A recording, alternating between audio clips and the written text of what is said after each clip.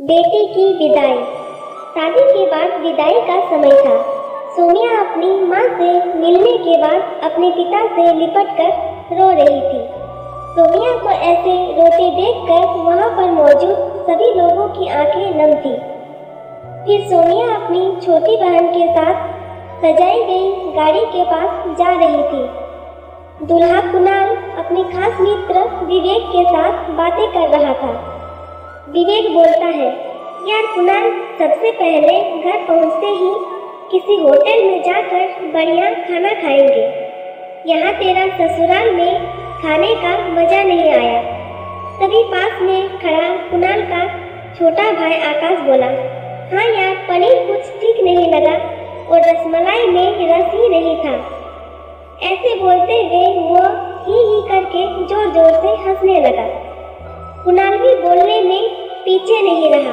वो बोला, अरे घर पहुंचने के बाद ही हम लोग होटल चलेंगे। जो खाना है खा लेना। मुझे भी यहाँ खाने में मजा नहीं आया।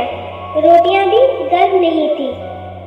अपने पति के मुंह से यह सब सुनते ही सोनिया, जो गाड़ी में बैठने ही जा रही थी, वापस मुड़ी और भागकर अपने पिताजी के पास गई।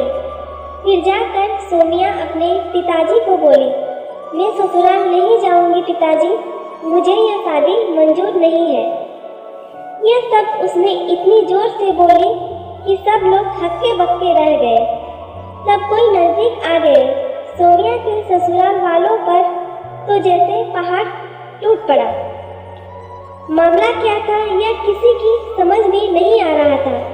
तभी सोनिया के ससुर श्यामलाल जी ने आगे बढ़कर सोनिया से पूछा, लेकिन बात क्या है बहू? शादी हो गई है, विदाई का समय है।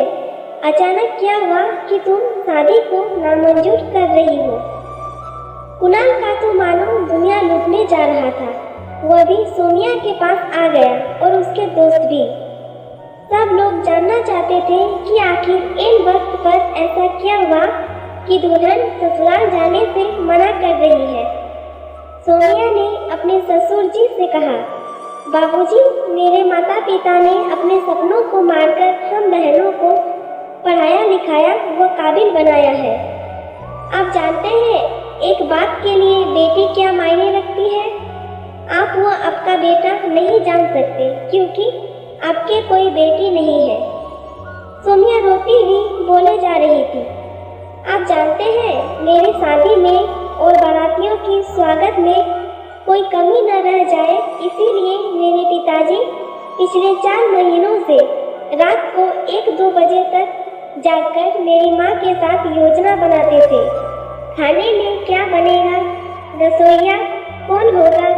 पिछले 1 साल से मेरी माँ और पिताजी ने कोई नए कपड़े नहीं खरीदे ताकि मुझे किसी चीज की कमी ना हो। मेरे माता पिता ने कितने सपनों को मारा होगा। ना अच्छा खाया ना अच्छा पिया। बस उनका एक ही ख्वाहिश थी कि मेरी शादी में कोई कमी ना रह जाए। आपके बेटे को रोटी ठंडी लगी, उनके दोस्तों को पनीर में गड़बड़ लगी और मेरे देवर को रसमलाई में रस ही नहीं मिला। इनका ऐसे खिलखिला कर हंसना मेरे पिताजी के अभिमान को ठेस पहुंचाने के समान है। तब सोनिया के पिता ने रोते हुए कहा, लेकिन बेटा, इतनी छोटी सी बात। सोनिया ने उनकी बात बीच में ही काटी और बोली, यह छोटी सी बात नहीं है पिताजी। मेरे पति को मेरे पिता की इज्जत नहीं। रोटी क्या आपने बनाई? रसमलाई, पनीर, यह सब केटर्स का काम है। आपने तो दिल खोलकर और अपने हैसियत से बढ़कर खर्च किया है। कुछ कमी नहीं तो वह केटर्स की तरफ से। आप तो अपने दिल का टुकड़ा अपनी गुड़िया रानी को विदा कर रहे हैं। मुझे विदा करने के बाद आप और माँ कितना रोएंगे क्या मुझे नहीं पता। जो लोग पत्नी या बहू लेने आए हैं वह खाने में कमियां निकाल रहे हैं। मुझ में कोई कमी आपने नहीं रखी। यह बात इनकी समझ में क्यों नहीं आई? सोनिया के पिता ने सोनिया के सर पर हाथ फिराया और बोले, अरे पगली, तू बात का बतंगड़ बना रही है। तुझे मेरा कसम, अब शांत हो जा। मुझे तुझ पर गर्व है कि तू मेरा बेटी है, लेकिन बेटा इन्हें माफ कर दो।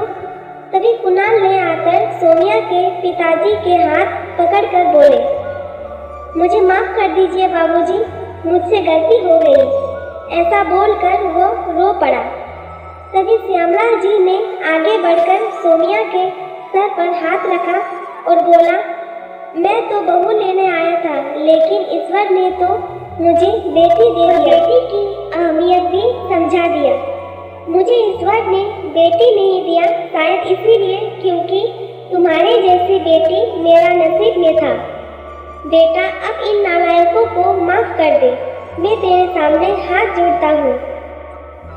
ऐसा बोलकर श्यामलाल जी ने सचमुच हाथ जोड़ दिए और सोनिया के सामने अपना सर झुका दिया।